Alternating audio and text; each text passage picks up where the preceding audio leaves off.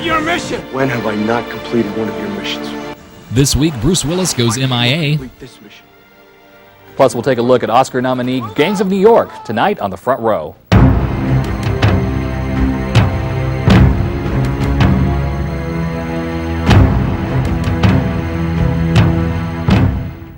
Deep in the jungles of Nigeria, a special ops force is sent to rescue an American doctor who will soon fall to the hands of militia forces, thus setting the stage for Columbia Pictures' Tears of the Sun, starring Bruce Willis. What about those who can walk? We can take them out on foot. Not my responsibility. You are my responsibility, Dr. Kendricks. Non ci credo, non è possibile. Come fa a non capire? This black and white mission turns gray when Navy SEALs get emotionally attached to a group of refugees left for dead. Send in an air evac immediately and get these people and my team out of here, sir. Negative on air support at this time. Airspace is too hot. Your judgment has risked the lives of your men and the mission's success. I strongly advise you complete the evacuation as planned. Do you read me? Tears of the Sun is one of the better action war films to come out over the past few years. Bruce Willis does a great job, but only has a mouthful of actual dialogue. Most of his effective performance comes from careful reactions of eyes and body movement. It's a film of moods and emotions as much as it is of political action and intrigue. But even with all that, there's still a big sense of something missing. Willis's character defies military leaders by doing actions, though morally grounded, could ultimately cause the death of more innocent victims and military personnel. Plus, there's the big question of why. Does the death of a handful of refugees an acceptable loss for the prevention of all-out war? Well, it's a tough question and one that's worthy of debate.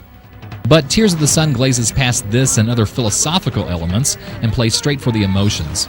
It's a pretty good film at 3 out of 4 stars, but one that could have been even better with a tighter screenplay and a broader sense of vision. Tears of the Sun is now playing in area theaters. This week's Best Picture nominee is the one that took the longest road to get here. American film master Martin Scorsese took over 2 years to produce The Gangs of New York, and the result is a rich and lush depiction of the birth of the Big Apple. Leonardo DiCaprio stars as a second-generation immigrant bent on vengeance following his father's murder, a murder at the hands of a flamboyant showman known as the Butcher, played by Best Actor nominee Daniel Day-Lewis. My face was pulp, my guts was pierced, my ribs was all mashed up. When he came to finish me,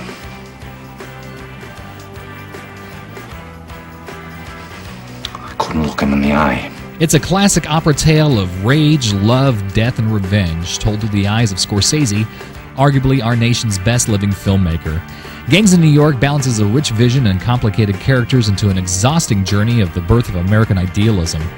It's comparable to other Scorsese films like Raging Bull, Goodfellas, Mean Streets, and The Last Temptation of Christ, just to name a few. Surprisingly, Scorsese has never won an Oscar for direction, and for that reason alone, he and this film are considered frontrunners for this year's Oscar race. Join us for the arrival of the Subway KQ2 star for a day right before the Oscars, and of course, join us for the Oscar ceremony March 23rd. That's all for this week. Join us next time right here on The Front Row. I'm Bob Shultz for KQ2.